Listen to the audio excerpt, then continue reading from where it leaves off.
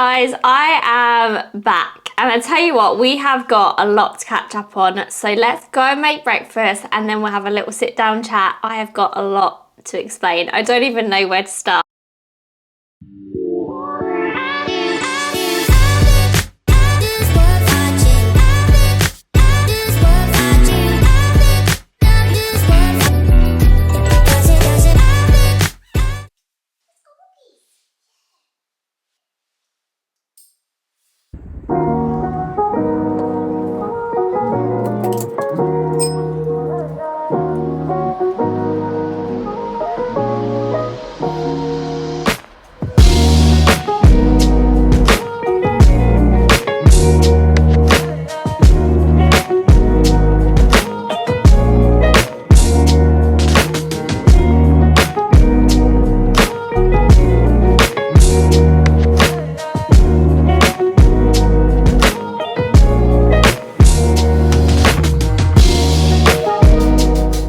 To be honest guys, I don't even know where to start. It has been a whirlwind 6 months, and since my last vlog you guys would have seen I was prepping for my first ever HYROX, and since that day it literally went from good to worse, and I ended up 2024 sorry, in a bit of a sticky place. I'm going to run through sort of what has happened, where I've been. I apologise for my radio silence. Those of you who've been following me on social media, on Instagram, would have seen that I've had knee surgery 12 weeks ago, recovering from my knee op, and obviously trying to rebuild my strength and fitness from there. I'll kind of go through what happened, the good, the bad, the ugly. I always want to be transparent and honest on my channel, and I always want to help as many of you as possible who are going through a similar setback, struggle, challenge. And you know, rebuilding fitness is tough, and not just physically but mentally it's really, really tough. And I want to go through kind of my journey, if in some way it helps you, inspires you to keep going, or even helps you get through a really, really hard time. In May I did complete my first ever HYROX. It was honestly the most amazing experience. I felt so strong, so fit, so good. I was having a couple of issues with my knee prior to that, and to be fair, on the day of my race, I'll pop a little insert in how we did and some clips of the race day, but the day of my race I actually felt really good. And after HYROX, it felt really good on the race day. I managed to run the race, no pain, all of my training, no pain. But what I was starting to notice was I was kind of ignoring the fact that every single time I was running, my knee would absolutely balloon up. You know, certain leg days I did, say, reverse lunges and things like that, and my knee would blow up. And I'd be like, not really sure why it was happening, or I was just kind of like ignoring it and just icing it and being like, oh, you know, it's just because of, you know, sporting injuries from the past, like, it's fine. I was just kind of like putting it to the side, you know, getting on with life and saying it is how it is, and it's just something I have to manage. The truth is, it got real bad when I went to Florida, so just before our wedding. I haven't even updated you, I am now married. I will also pop some clips in of my wedding. That was in July. And just before my wedding, I went on a family holiday to Florida, and then I started to notice at that point I really couldn't run. Like, I got on holiday and it was super swollen from the heat. This was like a month after HYROX, and I'd actually stopped running after HYROX to give my knee a bit of a break. And I just decided after that point, like after I got the wedding out of the way, I was like, I really need to go get a scan. The wait time was like 6 months long on the NHS, so I decided to pay privately to go get a scan done. I then had to go pay privately to go see my surgeon, my old surgeon, from like years back when he did my other knee. And it turns out it was not the news I'd hoped for. And basically, long story short, it was that I needed 2 knee surgeries. My meniscus was all torn, my ACL had re-ruptured, supposedly from the scan, and I was going to have to try and plan in when I was going to try and do this, because I then had my honeymoon in October of last year. So yeah, you can imagine, like, it wasn't the news I'd wanted. I was absolutely shocked that I'd been able to do all this training. You guys have seen in my previous vlogs how much training I was doing for it and how much running I was doing, and running really well actually. And yeah, it's just mad to think that I was like running the HYROX not knowing that I had like a torn meniscus and my ACL was ruined and all those kinds of things. But anyways, at least I knew now, and I planned in to get my surgery, and I actually got my surgery in November. So we're now 12 weeks post knee op now. Now what they found was not what I had ever hoped, and it has definitely changed the way that I see fitness and training and what I'm doing. I'm having to change a lot of what I'm doing because, long story short, again, I love my long story shorts because they end up being very long stories, but I have knee arthritis. So not what I had expected at 31 years old to have knee arthritis, but I have bone on bone. I had my meniscus removed. I had bone spurs, which was early onset of arthritis that I had no idea I had, hence why I had lots of swelling. And then I ended up when he was inside, he realised that my ACL was not ruptured, it was just in the wrong place. But he did say he doesn't want to do a second knee surgery because just the amount of like muscle I would lose and the recovery time from that second knee surgery. Obviously an ACL surgery is a big deal. I've already had one done before. I've actually had two done before on both knees. So he just said that actually, you know, I'm going to do this, but you're never allowed to run in your life. You have to manage the swelling, like knee arthritis is for life. We're just trying to avoid now a knee replacement as much as possible. So I'm trying to just now delay a knee replacement ultimately. So that does mean that I will never be able to run, jump, or do any type of HYROX training again, which it hasn't, I guess it's sunk in now, but at the start it didn't really sink in. And I guess that's probably why I went a little bit quiet on my YouTube, because I guess I was a little bit frustrated. I was in shock, to be fair. And it's just like, it's something I love and I enjoy, and it's such a passion of mine. Obviously being an athlete all my life, HYROX was like such a great replacement for me, and I know I never did it competitively and it was a one-time race that I did, but I'd obviously hoped that I would be able to continue because I was getting really good at my runs and was starting to really enjoy it. So anyways, that's that. And he basically just said, go away, you know, re-strengthen it, rebuild your muscle again. I lost a lot of muscle. I'll insert some pictures here. And I've just been rebuilding for the last 12 weeks from knee surgery. Am I 100% back to normal? Absolutely not. Have I lost strength and fitness? Absolutely yes. Is it frustrating? Yes. And I've had my days. I'm actually very surprised I haven't actually cried yet. But I think I just have a good way of dealing with it through, you know, my training and just trying to find outlets and focus on what I can do versus what I can't do. I can strength train, and albeit I still have some pain and some problems going on, but you know, it's early days yet, so I can't be complaining. The fact that I can now walk and do these things feels amazing, because I was literally bedbound in the house for like 2 weeks and it felt horrible. So now I can get outdoors and train and things. It feels good. But yeah, that's pretty much where I've been, guys. And I just want to run through training now. I'm going to go and do legs. I'm going to take you guys through a current up-to-date leg day. Very much had to change a little bit of what I do.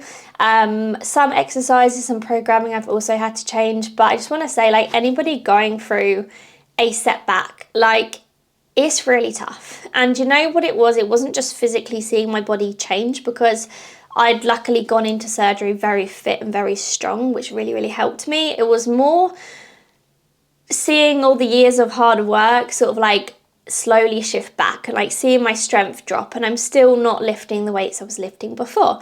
And I still don't feel, I don't know if my knee surgery has had any improvements yet compared to where it was before. Like, I still have knee swelling, a lot of knee swelling.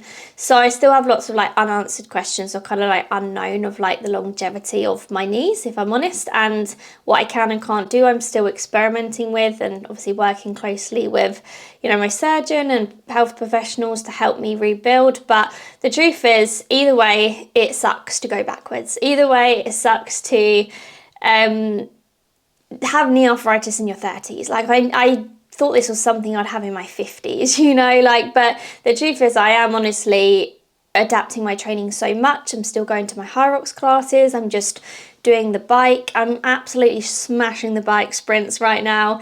And that's kind of like where I am at. And I wanted to be honest with you guys, because you're probably wondering like, what the hell happened? Why have I stopped YouTubes? I love doing YouTubes, and I want to share more about my rebuild now. And help you guys going through something very similar. Like, it doesn't matter if it's not even an injury or what it is, it's just going backwards to then go forward sometimes can feel like such a slow journey, and it's been such a slow process. I'm still not back to normal, I'm still not back to full strength, but I'm in a better place than I was 12 weeks ago. I now hopefully can have, you know, better knee health, better longevity, be able to stay fit and active and healthy for life, because that's kind of why I do train. You know, I don't train to compete. I train for myself, for my physical, mental well-being, because I love it, I enjoy it, I'm passionate about it. I'm obviously do it for a job. I'm an online fitness coach, and yeah, it's not something I ever want to stop anytime soon. So I've definitely got to really be careful now. Listen to my body a lot, take the rest days when I need them, not feel bad for, you know, skipping a couple of days if my knee's swollen and doesn't feel good. You know, it's just things that you have to kind of adapt and kind of go with, because that is life. It throws you lemons, right? So anyways, that is an up to date. I need to crack on with a little bit more work, go to the gym, walk the dog, and actually it's Valentine's Day today, guys. I forgot to say, like, it is actually Valentine's Day. Not that me and Danny really celebrate Valentine's Day. We're having a romantic date to the gym. He's training chest, I'm training legs. You guys are gonna see in a minute.